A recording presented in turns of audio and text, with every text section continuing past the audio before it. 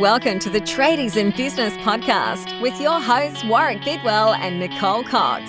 Divert your phone and grab a brew as Waz and Nick unpack tips, tales, secrets and stuff-ups from guests both inside and outside your trade, helping educate and inspire you to break the cycle of gut-busting and money stress and create a true trade business.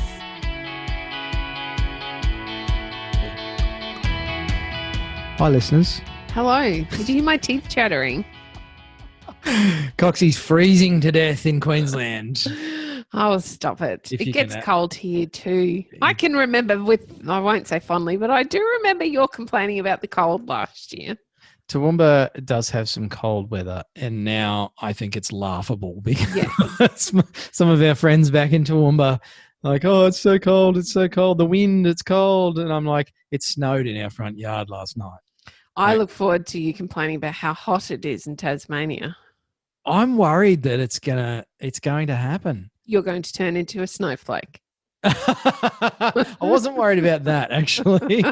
But it's just, you get used to certain things, and then when change happens, we really notice it. You've done it again. Look at you go. Hey? That's what today's episode is all about, change. Fancy that, Coxie. Well done. COVID has been a little different for a lot of people.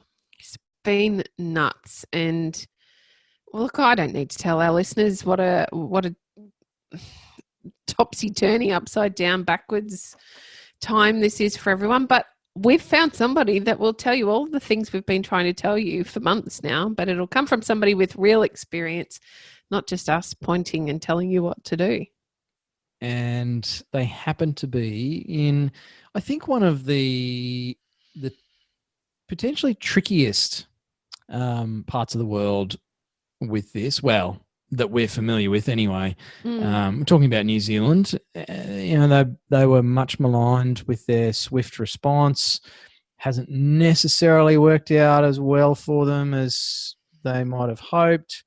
There's been a second wave, I guess you'd call it, whatever the wanky media speak is, in Auckland, with some more areas sent into like an urgent lockdown again with all the dramatic language. So a lot of parallels there with Victoria. And, they went in pretty hard and I probably criticised a lot. And, results aside, I think for the people that are actually going through that, there's been a lot of lessons about their business and how well they were set up or not, and how prepared they were for external change. I think a lot of us just get a bit complacent and overconfident, a little lax with how we prepare, and none of us have disaster plans in small business. Big business have them. They have disaster recovery plans for all sorts of stuff, because the risks are massive for those companies, whether it's political changes, environmental issues, economic changes. But for us small business owners, generally we just don't even bother thinking about it because it's the old "that'll never happen to me" scenario. Absolutely. It's easy to fall into that complacency, and that's the perfect word for it. We get complacent thinking that the phone will still ring. How many times have we spoken to trade business owners who, through this situation we're in, have run out of work because they've never advertised, because they've relied on word of mouth, because they're complacent within their businesses. So it's that complacency that makes change particularly uncomfortable. But if you're adaptable, if you're ready to change, if you've had some thoughts around what you might need to prepare, should change be delivered upon you with no permission or asking, you have an opportunity to rethink and do things a little differently. And just as we have been trying to guide you through these changes or this time of change over the past few months, it's great to hear from Bryant today what it was actually like. And some of it I think will really surprise you. And there's some fantastic unplanned lessons in there from his background, from Ironman racing and the military, basically, and how that actually helped prepare him for what they went through in New Zealand. So I think some really powerful insights there, and even around how to manage the uncertainty, how to deal with it. So for any of you listening to this that are in Victoria, again, our thoughts go out to you. We're Coxie and I are here for you. If you need a chat, hit us up. We've got other members who are more than happy to support and encourage and listen rather than talk. But our chat with Bryant from Hire a Hubby in somewhere. A part of Christchurch. A part of Christchurch that I can't pronounce. Say it. Can you say it? Is it Tongariro? I can't remember. If you say it really fast, it sounds like you know what you're talking about. But great chat with Bryant, and really, really very generous of him to come on the podcast and share his insights with us. So have a listen and, reach out if you feel like you could use some support. Thanks for listening.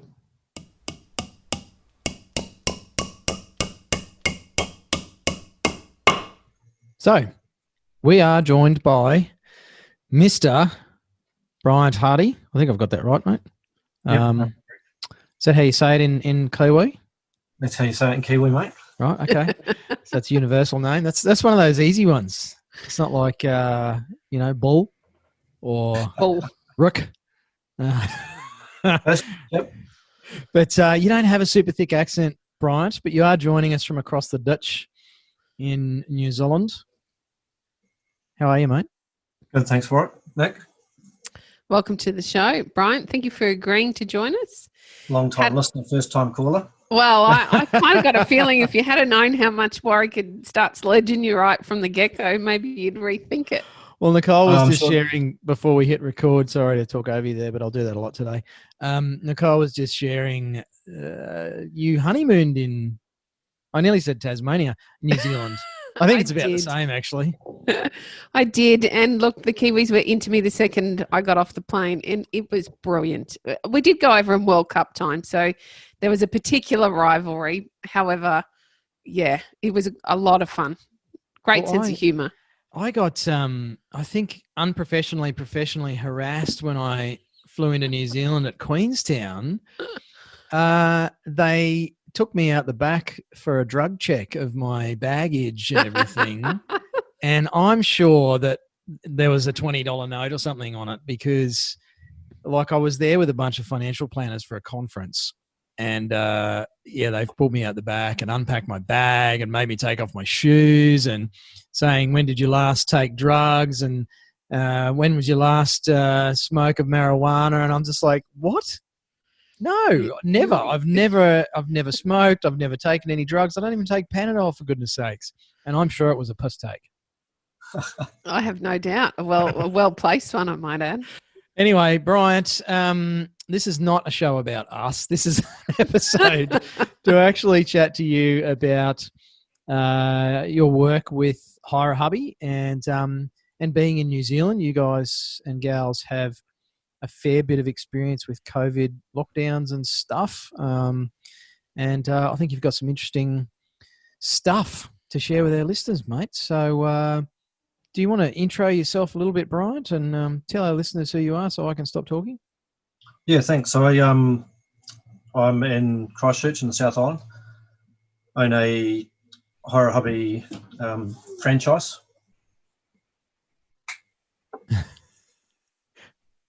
And kids, don't you love it? And an they always come in right at the ultimate moment. I love the hand signals too. It's like trying to communicate without saying it. And I've just outed you on the podcast, so you're welcome, Brian.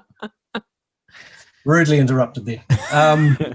Yep. So in Christchurch in the South Island, I own a Hire a Hubby franchise down here, which is similar to or very similar to the Hire a Hubby setup in Australia. I run a business with 4 staff at the moment. Oh, wow. Generally doing just general property maintenance, kitchens, bathrooms, just basically anything we can do, really. Mm-hmm. Fantastic. And how long have you been involved with that business, Bryant? I started in 2014, so just sort of rocked over 6 years during our lockdown. So. Wow. It's an interesting time to Not that I was thinking about that. No, I don't imagine you were thinking about that at all. Yeah. Bryant, can you tell us about how you came to be involved with Hire a Hubby? What was your journey before that? How far back do you want to go? As far as you're comfortable to share. Just start with nappies. So I wasn't very I was good at school, but didn't particularly enjoy school. So I left and joined the New Zealand Army when I was just as I turned 17. So I spent 10 years there, and then did a little bit of travelling, worked overseas, driving buses and ski resorts, and then came back and spent a bit of time here with Aviation Security Service, doing passenger screening and supervising and stuff there. And then, just got to a point when I was about to turn 40 and decided that I just wanted to go and do my own thing, be able to make those decisions, put myself in a position where I could make those decisions myself to do the things I wanted to do without having to constantly seek approval. Just some of those things I think that we all that are in trade or in business sort of move in that direction to try and achieve. So, I went and purchased it. I looked at a fair number of businesses or options. I looked at going and restudying and stuff, and this is just the avenue I decided to take, being a franchise model, and that it was already set up, and I didn't really come from a trade background or with that networking behind me. It was an easy option at the time, and it's turned out great.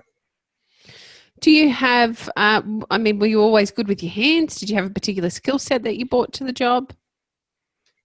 Yes, I've always done a lot of things myself, or rather than paying someone else to do it, I would do it myself. So that typical Kiwi, and I guess Aussie as well, sort of DIY mentality of do what you can yourself and around the home, and sort of try and chip in and get things done. So that was sort of what steered me in this direction as well. One of the reasons we wanted to talk to you today, Bryant, was you shared some of your learnings, I suppose, would be a great way to put it, around the COVID lockdown that you all faced there in New Zealand, and how different it was to, I guess, your expectations afterwards. And I thought that would be a great place for this chat to go, because we have a lot of Victorian listeners who are finding it particularly tough at the moment, and to understand what it might look like after.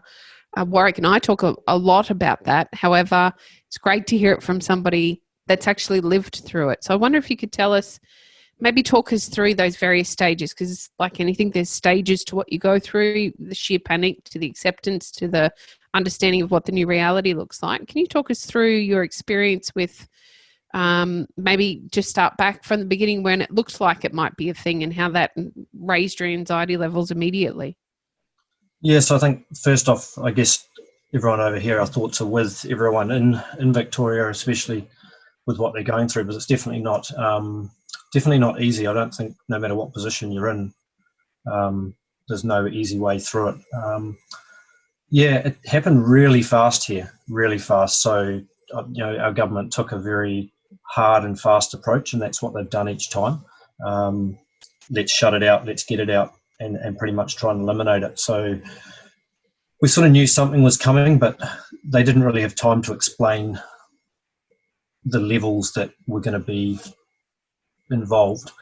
And I just decided to go for a run, and by the time I got back to my truck, and my phone had gone nuts, and it was, do you realise what's happening on, I think it was on the Thursday, and that was on the Monday. So we basically went from normal life to, I think it was level 2 or level 3. And then on the Wednesday night at midnight, we were going into level 4 for 4 weeks. So wow, there was no time. There wasn't a lot of time really to get your head around it, let alone to try and plan for it, because suddenly it was, what have I got booked Thursday? What have I got booked Friday next week? What have I got half done that I was going to finish? So I think for a lot of us, the planning process, we didn't have a lot of time to do that because we were busy. Guys were working really long hours on those last 2 days, trying to squash in what they needed to get done. We had a couple of kitchens, and do we want to leave these people without their kitchens for 4 weeks? We really want to get them workable and finished. So never really had much time to get frustrated or pissed off then. I think it was sort of relief on the Thursday that was done, and it was like, wow, what are we going to do now? We've got to rebook all this work that we've got, and at the time I was booked out about 2 weeks. So, okay, let's just pick up these 2 weeks and put them at the end. I don't know how some people would have done it that were booked 6 or 8 weeks out, because you can't literally, you just slide everything. So I guess they're all things everyone's got to work through individually, and that's all business based and client based and stuff. But for me, it was sort of just became a long weekend, Thursday, Friday, Saturday, Sunday. And it was like, it's like having a long weekend. I'm not going to try and do anything now. I can't do anything for a month. Let's just sit back and think about it. And I touched base with a couple of other guys, and they were doing similar things. And then I think it was on the Monday, realising that it was still 3.5 weeks, possibly. Didn't know. And like Victoria at the moment, you don't know where that finish line is.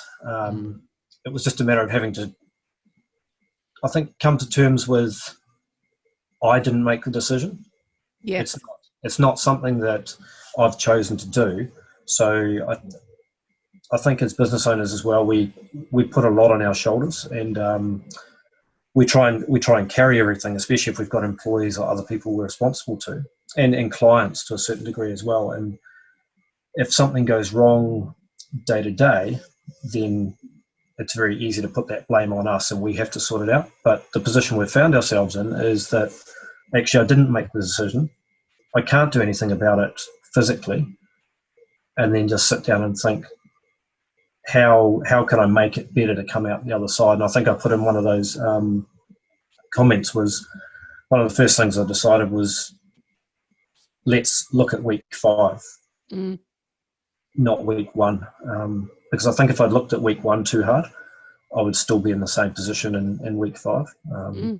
So I think that's a really important point that you've just highlighted, and something Warwick and I have been talking a lot to our members about is ensuring that we're looking past this. This is a great time to be booking in that work to go back to work to.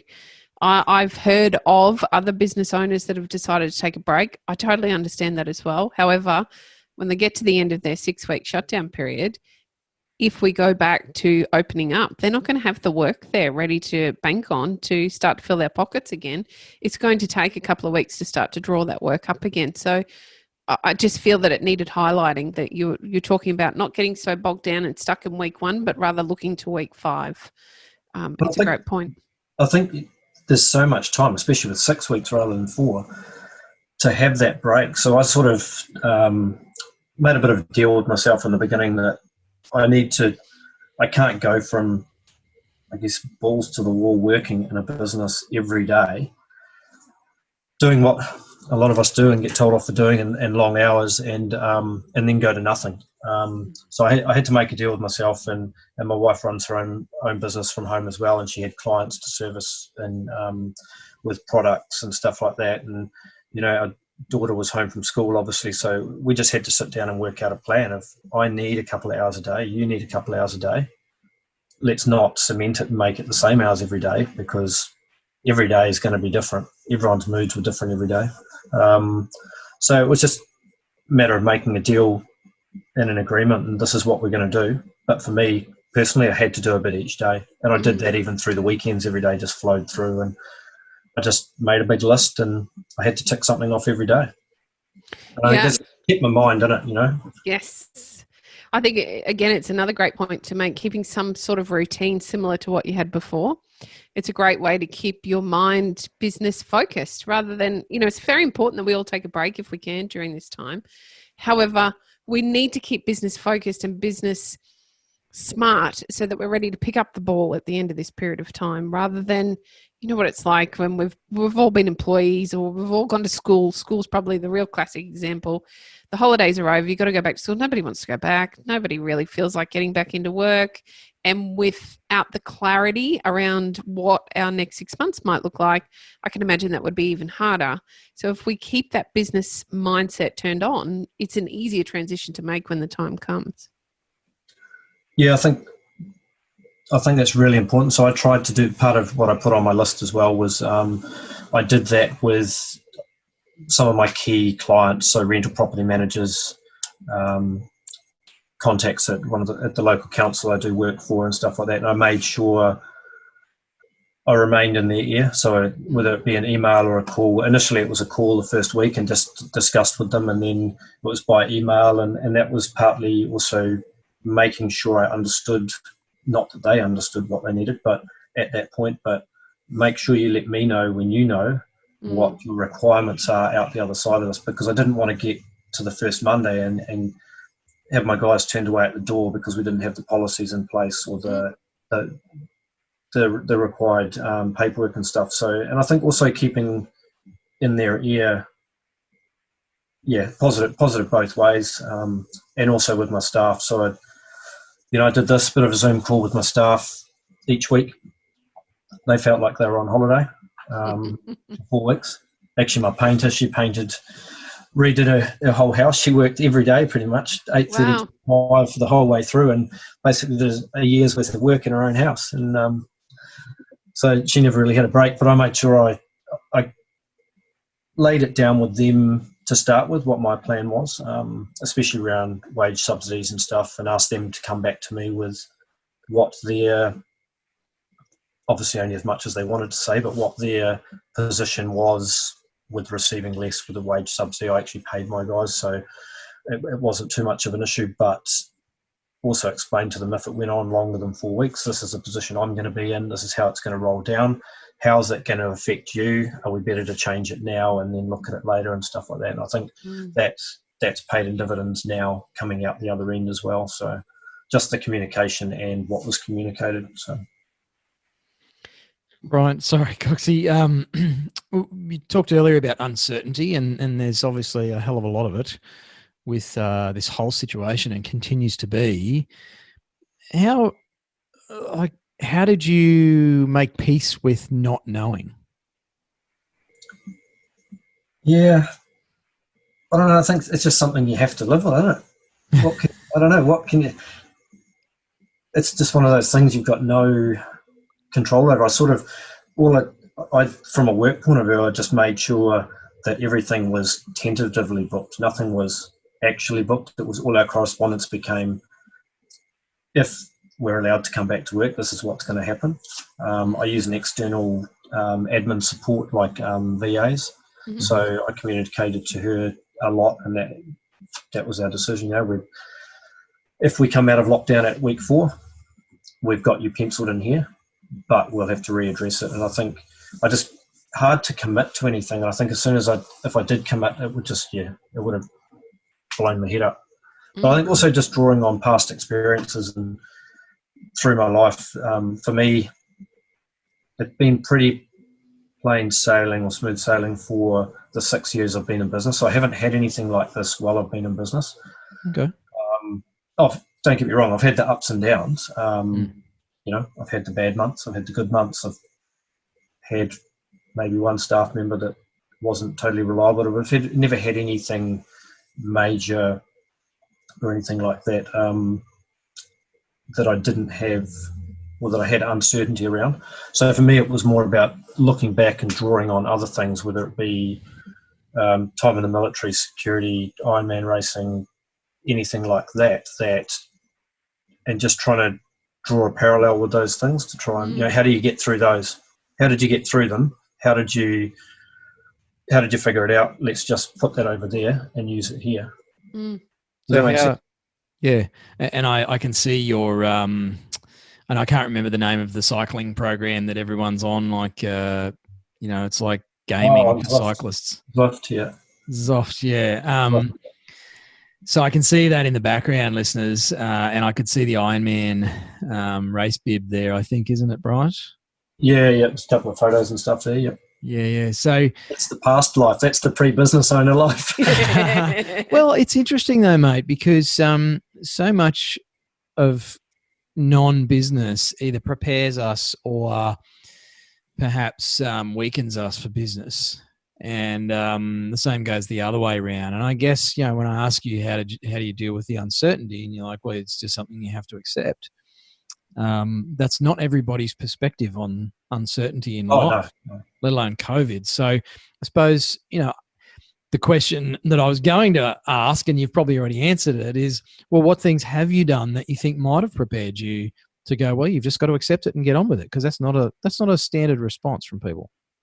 No, I think it's just that. It's basically what I said is that I think if you can draw on harder, more difficult places you've been in, then it's that whole, there's always someone else doing it harder, aren't they? There's someone else doing it tougher. And then for me, it's also about, have I done it tougher? What have I done before that was tougher and was harder? Ironman racing's one example. I've been in some pretty deep holes there, and the finish line seemed like it was never going to come. So it's but you dig yourself out and you break things down and you get through it. And I think that's the uncertainty with the COVID and the lockdown. That was how I handled it, and that was just breaking it down. If you looked at it one big picture, then it was pretty frightening. Do you think it's I don't want to stray into vaccination and all that sort of stuff as a topic, but do you think in terms of a general business strategy that doing some of those things deliberately can inoculate you against the things that might crop up? I mean, no one could have ever foreseen COVID and this whole global meltdown, but do you think it's possible to inoculate ourselves a little against the things that might pop up in business? Yeah, I think we have our conferences each year, and we came over a couple of years ago to the Gold Coast and had a conference with all the hubbies over there and stuff, and we have our regional meetings every year. And it's, for me, it was interesting going into COVID because it's always been, do the little things now to prepare yourself for the next recession. And everyone sort of just sits on their hands and goes, yeah, but we'll see it coming. We'll see it coming because we'll go through it after Aussie goes through it, and they'll go through it after the UK and the States go through it, or whatever, however it pans out, but we'll see it coming, and I'll have a few months to plan and advertise. And I think that was the difference with this, is that, like I said before, it was 3 days. There's no time to plan, no time to advertise, nothing. It is what it is, and you're going to deal with it, and you're not allowed out of your house to deal with it. So I think that was a big thing for me, and I'd luckily done a couple of small things beforehand, but it's really opened my eyes to, and I've still got, lists of things there to do to slowly chip away at, so that hopefully it doesn't happen again. But if something does crop up again like this, then we are a bit more prepared. So I think the more we do little things, then the more ability we've got to weather that storm when it comes. So what would you say some of those little things are? I'm not letting Coxie get a word in here. I think for me, it's identifying I shouldn't say important clients, because they're all important, but the clients that give me more work than others, the clients that keep coming back. A lot of them are my rental property agents and stuff like that. Making sure that if they go quiet, I find out why, and just communication, and then just keeping that rolling advertising. So I've always wanted to do a newsletter since I started 6 years ago, and it's just been on that. I haven't got the time. Am I going to get that much work out of spending this much time doing a newsletter? What's the answer to that? One of the things I did during lockdown. We whipped it up, threw it out through MailChimp with a week to go, deliberately left it till a week to go. And I think it must have gone out to about 500 clients after I'd culled the list down and taken out a few I didn't want to talk to again, and a few that we'd done small jobs for and hadn't heard back from and stuff. And I think out of about 500 it went out to, before lockdown was over, we had about 9 or 10 job requests come in, which was, fantastic. And if I'd known I was going to get that result, I would have found the time 5 years ago to do it, because it would have been much easier to sort that database out when it was small than when it was massive. So little things like that now I would have done beforehand. But a lot of the small things beforehand were just communication and just keeping relevant and in your place of market and networking and stuff like that. Thank you, Warwick. You've led me to my next point beautifully, and that is around leadership. So we've been banging on. I'm sorry, listeners, if you've heard us 100 times say it's because it's important, it's valuable, and it is exactly what Bryant has just languaged. Leadership through this as a business owner is one of the most important skills that you need to have. You need to be providing your clients direction, which you've just explained that you did through the newsletter, and keeping in touch with your key clients so they knew what to expect coming out, or the very best that assurity that you could give them at the time.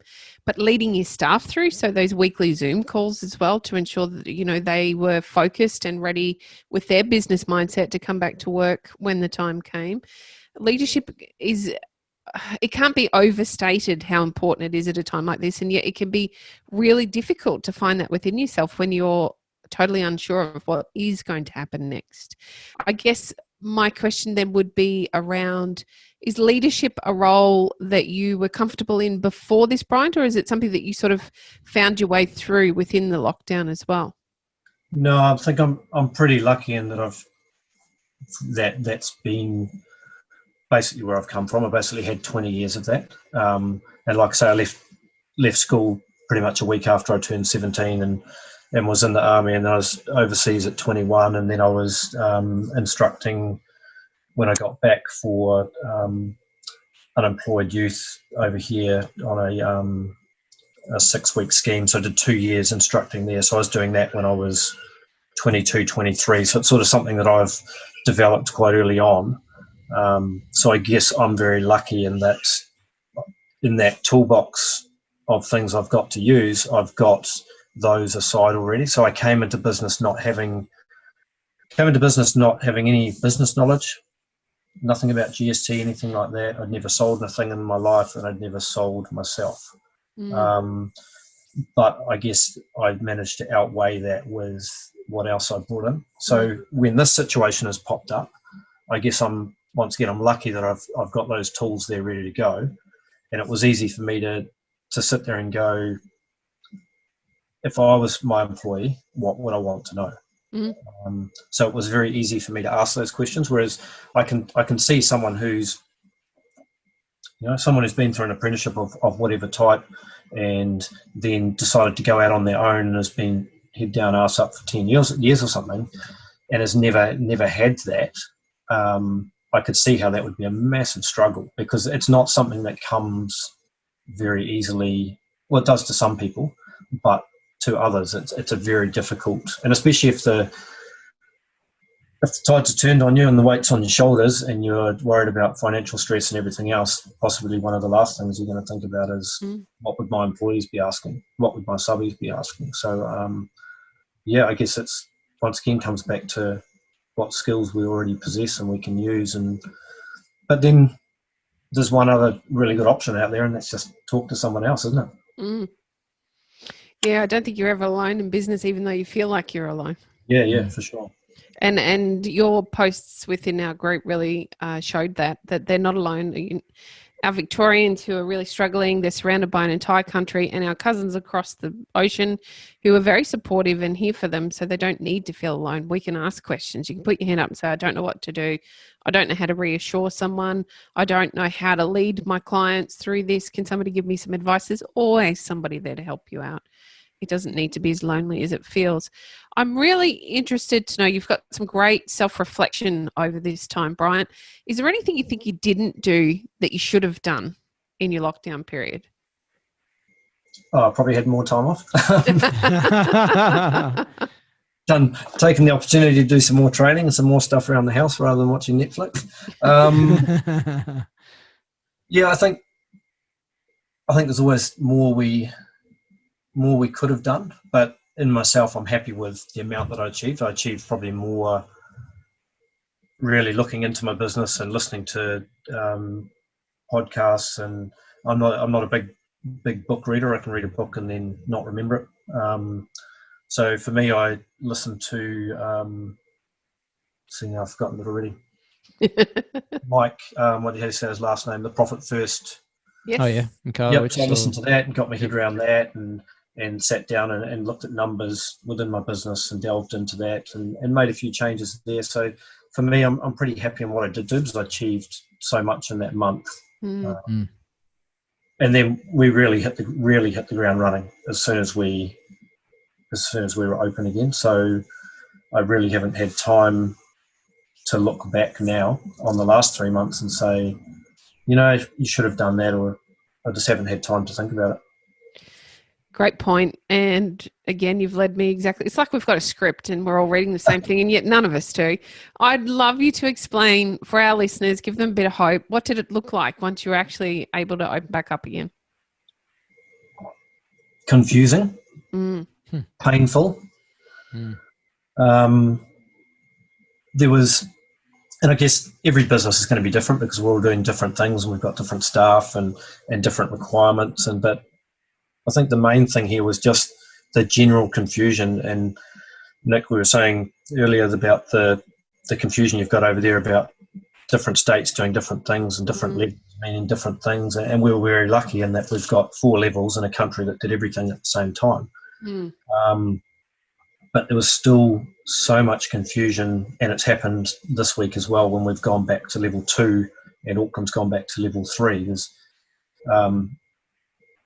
I won't name anyone, but a major hardware store down here that 3 stores, and 2 of them let you do one thing and the other won't let you do the same thing, and that's now. So when we came out of lockdown,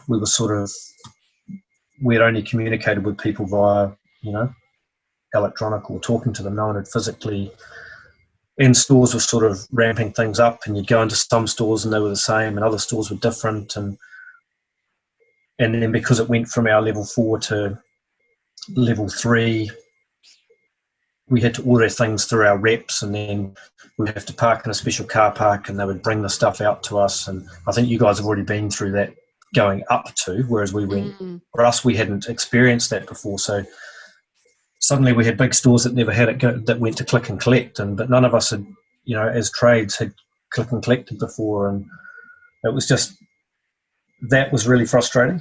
But once again, it was just like, you know what, we've got 5 days of this, I think, and I just can't wait for it to finish, and let's just find some other stuff to do. And I'm not worried that I can't get that shower lineup. That shower can wait. It was just really frustrating, but at the same time, I'm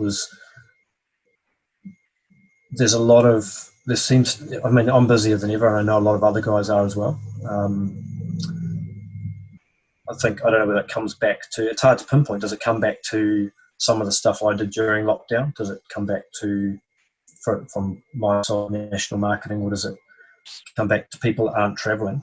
This time of the year, a lot of Kiwis go to the islands or Gold Coast and stuff. So, there's a lot of families out there that would normally spend, 5 to 10,000 in this time of the year over 10 days, 2 weeks. And are they putting it into their houses and into building and stuff? So I think that's something to be prepared for. We've gone from doing nothing for a month to now trying to fit work in, and which is great. I'd rather have that feeling than the previous one.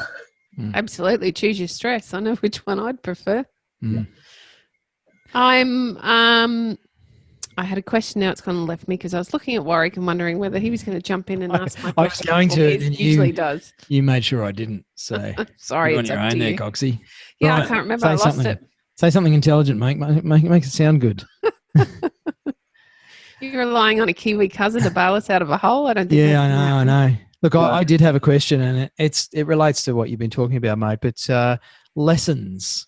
What are some of the lessons? Not even specific to you, but what are some of the lessons that business owners could be taking out of this time? Particularly the higher level restrictions, and we've talked a bit about uncertainty and the fundamentals in business. And what are some of the lessons you think people should take out of all this?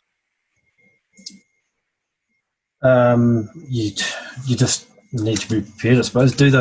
Stop putting those little things in the too hard basket, because they might be the ones that help us out going if want to say if, not when, we go back through it, and who knows? But I think if we keep those things front of mind and maybe chip away at them, and then they will help us out. And I guess always have something in the back of our mind that we could do if it happens again. I know this, and I guess that comes back to what type of personality we are and what sort of things we enjoy doing. And I know there's guys out there that have basically started their own YouTube channels and doing their own, and you guys have had a couple on, that do YouTube clips and stuff like that, and they've started marketing through that way, and they've got work through that way that's helped them come out the other end.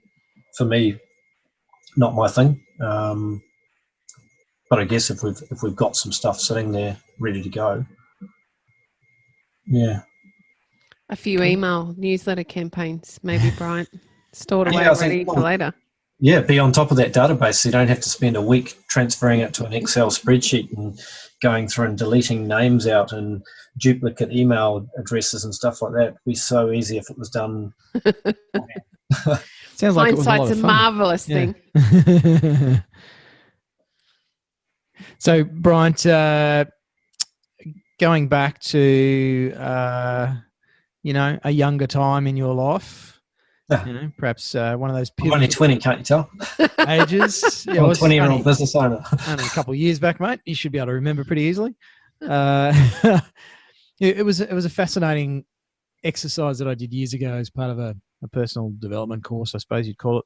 And it was to actually imagine talking to I think it was 13-year-old self, the exercise we did. But I'm often fascinated by the answers that people give. If you imagine talking to sort of your 18-year-old self or, pre-military or whatever it might have been, but sort of that younger self before you really don't do it. What was going on? What would you say to your younger self, Bryant? Don't do it. Any of it. Whatever you're going to do, don't do it. I don't know. It's a hard one because I don't know. I'm pretty happy with what I've done and what I've achieved and the different stages I've worked through. So maybe your advice would be do it. Yeah, I mean it's there's some things in there I wouldn't redo. Like what? No, we're not going to go there. We just did, and we don't. Now you're being mean. Worry. What would I say?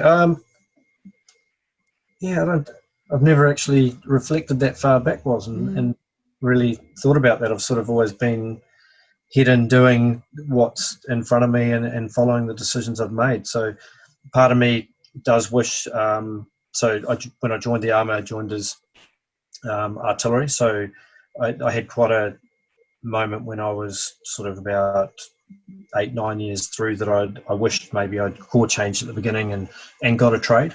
And some listeners won't appreciate this, but it come out the other end now that would I be in any different situation? I'd be doing a different trade, but I wouldn't possibly still have a business or something like that. So I've still ended up in a similar position as I could have. So it's not something I'd really dwell on, but we all have different opportunities and we choose which ones we take. Absolutely, mate. And I think you've got military background and you're a endurance athlete. Often a debrief is just such a natural part of having a look at what did we do, how did it go, what would we change, what was great about it, and I think it's maybe a missed opportunity for a lot of people is we don't debrief our life very often. We don't look back over events. We don't look back over our relationships or even a year. We don't sit down and debrief what happened over the past 12 months and go, well, how did that go? What went well? What would I change? And I think we've been maybe taught that it's bad to look back. It's a negative thing, but there's so much to be learned from, unpacking what happened and perhaps not looking at it from the point of view of beating ourselves up, but doing it more of, no doubt your Ironman race or races, you've looked back and gone, I didn't handle that part of transition very well, or I really need to find a sport that doesn't involve swimming, which was always my debrief.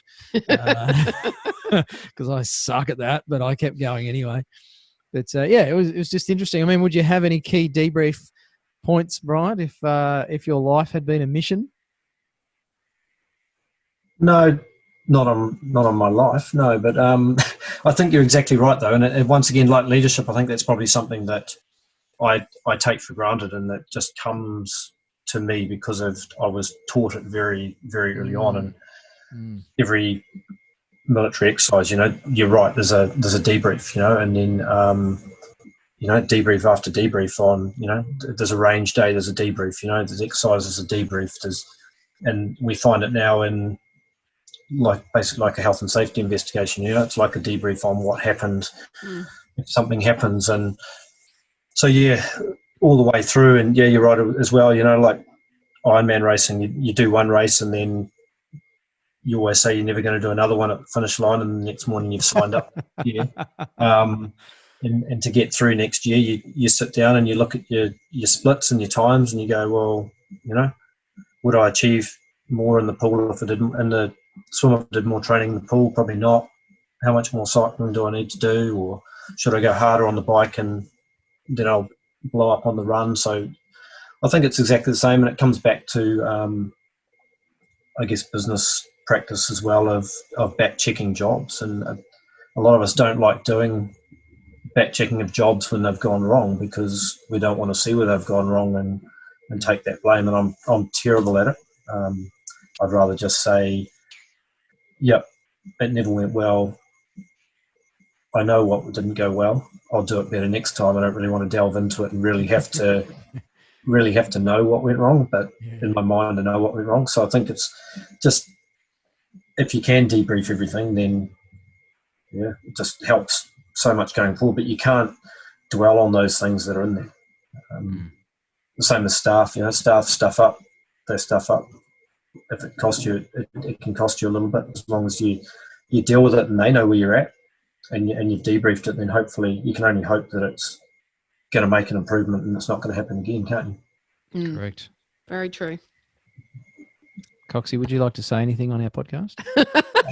I've said plenty. I would like to say, Bryant, it's been an absolute pleasure. Thank you for joining us today. If our listeners would like to find out more about you and what you do, how would they find you? It would have to be on my Hire Hubby Rangiora Wood End, spell that one, Facebook page. Either that or obviously the Hire Hubby website in New Zealand that covers all of us. So yeah, thank you very much. We will put some links in the show notes for anybody that would like to get in touch with Bryant. Bryant's also in our Facebook group. I'm sure that when I put this post up, I will tag him, and you can all drop a g'day or a bit of sledging from across the ditch over at Bryant's way. And I won't be listening to the podcast. Most people don't. We should make it a challenge. I did that with one of our clients once. I think it took him 6 or 9 months to actually pluck up the courage to listen to it. And then lo and behold, he said it was fantastic. It was really actually quite therapeutic. Did he learn something from himself? Yes, he did. He was a very smart man, and he was even smarter after he listened to himself. Oh, I love that.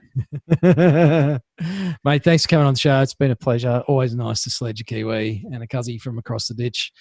Well done on, I suppose, taking a balanced, moderate and wise mind approach to everything that's happening. It's not easy to stay away from emotion, but mate, well done on what you've achieved, and thank you for being so generous and abundant with the rest of our members, mate. Really appreciate it.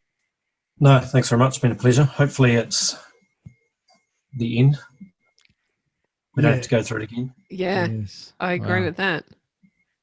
Let's all prepare and, plan for the worst and expect the best. That's all we can do. Thanks, Bryant. Awesome. Thanks, guys. Thanks again. You've been listening to the Tradies in Business podcast with Warwick Bidwell and Nicole Cox. Find out more about today's guest, tools for your trade business, and other cool stuff at tradiesinbusiness.com.au.